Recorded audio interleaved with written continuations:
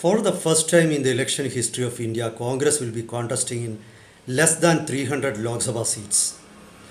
In the 18th Lok Sabha election that will begin a few days later, the Congress has announced a list of 278 candidates and they are expected to announce the names of 20 more candidates in the coming days. But that is going to be the lowest number of seats contested by Congress in any Lok Sabha poll till now. What are the factors that pushed Congress into this predicament? There is a clutch of factors. They include the policy of appeasement and the infatuation of Congress for Muslim votes. Then there is another important factor is the rise of identity politics in many parts of India, especially in the north. Of course, there is a rise of regional parties also. Now, the tolerance of Congress towards corruption of their own leaders as well as the leaders of their allies is another important factor. Now, there is another major factor which is the lack of a strong leadership line both at the central leadership level as well as at the regional or state level. Let's take a closer look into those aspects. Welcome to Insights. This is Hari Kumar. Let's start with the infatuation of Congress for Muslim votes. Now, the Rajiv Gandhi government that came into power in 1984 was a turning point in appeasement politics. Rajiv Gandhi government actually brought in a legislation to overcome a Supreme Court judgment that favored alimony to a Muslim widow, Shabanu. Now, that evoked anger among the progressive Muslims, but it didn't win the votes of Orthodox Muslims also because at that time the Rajiv Gandhi government opened doors of a disputed structure which is now in the place of what is now the Ram Mandir in Ayodhya. Now, the Muslims could not be won over by the legislation in Shabanu case.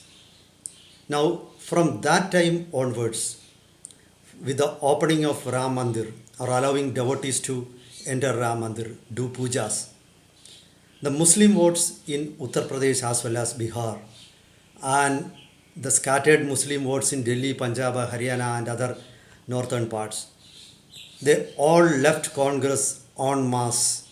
In UP and Bihar, they joined with the identity politics of Mulayam Singh Yadav as well as Lalu Prasad Yadav. Now, those voters, those loyal voters, didn't come back to Congress. They have not come back till now. So, this is one of the major aspects. Now, Congress used to win with the support of Muslims, Dalits, as well as Brahmins in the past. These three communities used to be the vote bank of Congress. Now, when Muslims left Congress and opted for Mulayam Singh Yadav as well as Kanshi Ram's BSP in UP, what happened is that there was a backfire. There was a reversal from the Hindu side. Now, Brahmins and Hindu voters started joining BJP. Now, one piece of appeasement cannot win Muslims. If you start appeasing, then there is going to be no end to it. The right politics was showing no appeasement towards any community. But the moment Congress erred, that equilibrium was upset. But don't jump into conclusions. Don't blame Rajiv Gandhi for the appeasement politics. The appeasement politics actually didn't begin with Rajiv Gandhi. That policy that began even much earlier. It was actually started by Mahatma Gandhi during 1920s when he took up the cause of Khilafat. Actually, there was no need for Congress to take up the cause of Khilafat, which was an issue of Turkish Muslims.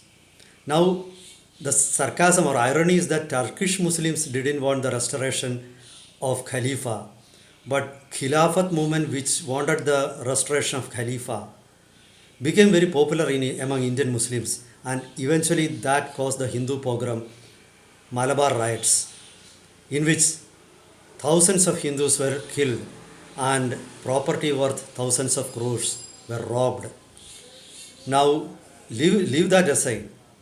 The real appeasement or the real effort to appease Muslim vote started in 1937 provincial elections during the independence period. That was a period when stalwarts and luminaries like Mahatma Gandhi, Jawaharlal Nehru, Sardar Patel, Maulana Abul Kalam Azad, everyone was there. And during the 1937 provincial elections, for the Congress put up just around 58 candidates for the 460 Muslim seats, and the Congress won just 26 seats. You imagine, Muslim League won 110 seats. The Unionist Party, another Muslim party, won more than 100 seats. And in many other small Muslim parties won seats in many localities. Even at that point of time, remember, the Congress didn't win a single Muslim seat in Uttar Pradesh, which was United Province, and Bihar Province, and in Bengal Province. So you imagine or you analyze the attitude of Muslim community towards Congress, even during the independence struggle, and the failure of the Congress to realize that. The Congress still hoped for Muslim votes. It was said that the Congress won just 6% of Muslim seats. All the 94% seats, the rest 94% was won by Muslim parties, including Muslim League. Muslim League had no monopoly. There were other parties also. So that was the attitude even during the independence struggle. And now also that has not changed. But Congress used to get Hindu votes at that point of time. Now the Congress has stopped getting Hindu votes. Now this is why Congress is failing to win. But I don't think Mr. Rahul Gandhi has realized, or he is selectively or he is blind towards history. Now let us look into the other factors also. Now the rise of identity politics that happened in Uttar Pradesh, it took away the Dalit votes from Congress. Kanshiram's Bahujan Samaj Party won over Dalit votes, and they left Congress en masse. They also have not returned. Now, a part of Dalit votes went to BJP, and the other votes are scattered in other political parties. Now, there is an important factor of another factor of rise of regional parties. For example, in Telangana, in Odisha, in Tamil Nadu, wherever regional parties, regionalism was favored, Congress lost out to regional parties. Now you look at Bengal also, though it is not exactly regionalism, there is a touch of regional element also. Now Congress came into a coalition with left parties in 1990s, and that has actually harmed Congress to a great extent. These left parties, they themselves are in decadence, and when Congress aligned with them, what happened is that Congress also started losing out. There is no use in aligning with left parties. These left parties are existent among a few intelligentsia, academia, media people, and nowhere among the common men. Though they pretend to be proletarian, they are actually elitist. They are among the bourgeoisie. These left parties actually they satisfy the humbug of bourgeoisie, and they are not welcomed by the poor people in North India. They don't have any influence. Unfortunately, Congress sided with them.